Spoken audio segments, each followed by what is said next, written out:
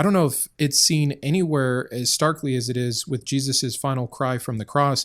In Matthew 27 and in Mark 15, both report Jesus crying out, my God, why have you forsaken me? Well, Luke doesn't like this, and we get in Luke 23:46, Jesus saying, Father, into your hands I commit my spirit. And of course, with John 19:30, takes it in a new direction with the last words, it is finished. This is completely different. One is Jesus' abandonment. Why do so many atheists or agnostics, people debating this in general, why do they fall for this trap? I really hope we can stop doing this. The line is from Matthew 27:46, and about the 9th hour Jesus cried out with a loud voice, saying, Eli, Eli, lama sabachthani. That is to say, my God, why hast thou forsaken me? It seems like, on the surface, Jesus believes he's been forsaken. I mean, that seems like the plain reading of the text. This seems like maybe things didn't go as planned. That's how most atheists are seeming to interpret this.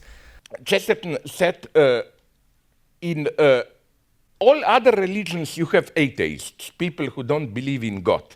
But Chesterton's reading of those famous Eli, Eli, lama sabachthani, Father, why have you forsaken me, is that only in Christianity, and for him this is crucial, God himself becomes for a moment an atheist. And this is so tremendously important for me. And this is why I call it a trap, because what seems so obvious as a critique, that Jesus wasn't in on it, he's not the same God, he feels forsaken by God, so it should blow away the Trinity. Clearly he's not all-knowing, he's not impressive, and at the very end here, he died feeling like he was forsaken, right?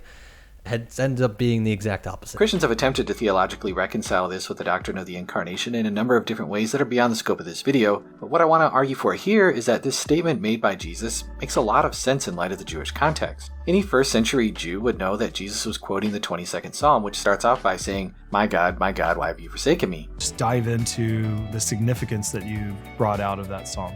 Yeah, so I can still remember the day that I read Psalm 22.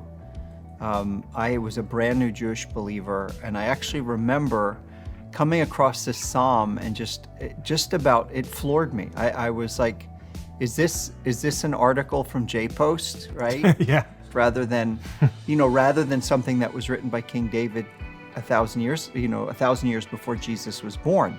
And this seems so bad for the interpretation to be so glorifying of Jesus. It makes them think that any other critique you have surely must have some pro-Christian interpretation. They just don't know it yet. Zizek mentions Chesterton there, that is G.K. Chesterton. He's a huge inspiration on modern Christian thinking, right up there with C.S. Lewis, and he has a ton of really famous books. I was able to find the quote specifically, and it's from Orthodoxy, which is one of his classics, and that was written in 1908. And let me just read it from here. But in the terrific tale of the Passion, there is a distinct emotional suggestion that the author of all things, in some unknowable way, went not only through agony, but through doubt. It is written, Thou shalt not tempt the Lord thy God. No, but the Lord thy God may tempt himself. And it seems as if this is what happened in Gethsemane. In a garden, Satan tempted man. In a garden, God tempted God. He passed in some superhuman manner through our human horror of pessimism. When the world shook and the sun was wiped out of heaven, it was not at the crucifixion.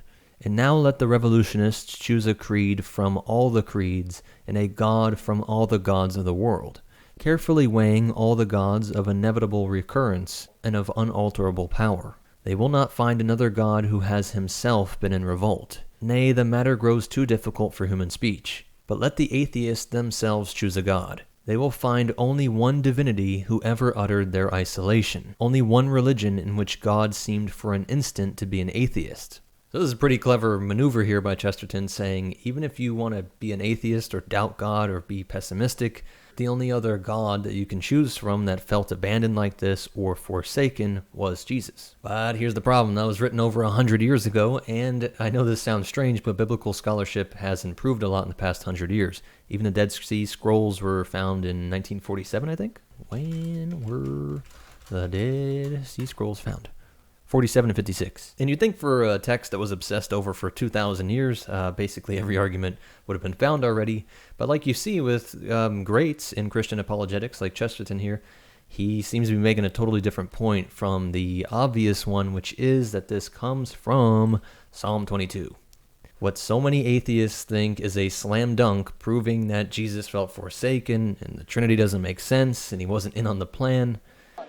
On the cross, my God, why have you forsaken me? At that point in time, he was separated from the Father. Who was separated? Jesus was separated from the Father. Father. Was it the Son, the second person of the Trinity? Say again? Was the second person? Yeah, Jesus is the Son of God, the second person of the Trinity. So yes. Did the second person of the Trinity separate from the Father? Yes. The Father, the first person of the Yes. Trinity? Yes. Okay. Does that mean the In a Trinity point, broke at that point?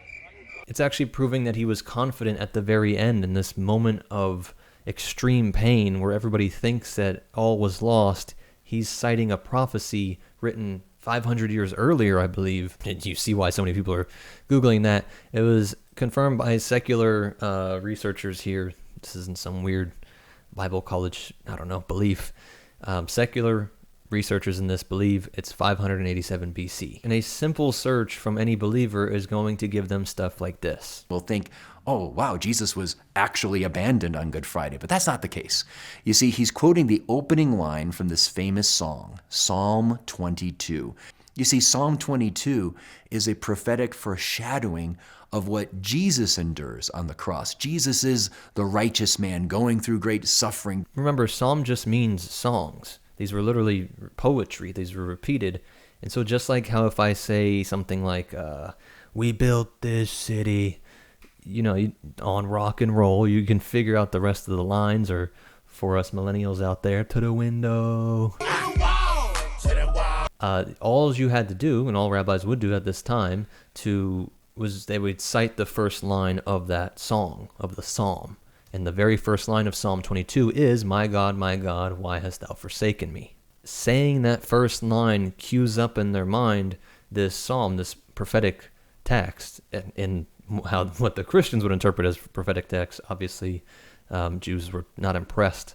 This is not a prophecy about anybody in the future. It's all in the past tense.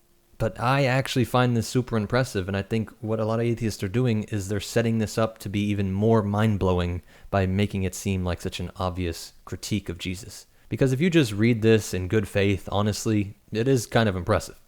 This whole thing has lines that are impressive. I won't read all 31 of them, but some that really stand out and would make the people looking at Jesus on the cross saying this, superficially it seems like he feels forsaken. But man, imagine the confidence it would instill in you when you put together that, wait a second, this is Psalm 22.